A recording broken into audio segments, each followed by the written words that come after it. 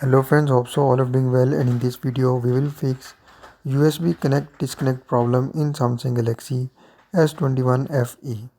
So before I start the video, don't forget to subscribe and also press the bell icon if you're first time on this channel. So to solve USB connected disconnected notification coming again and again problem in Galaxy S21 FE, first of all just go to settings and watch complete video carefully. Follow every single step as I'm showing you in this video.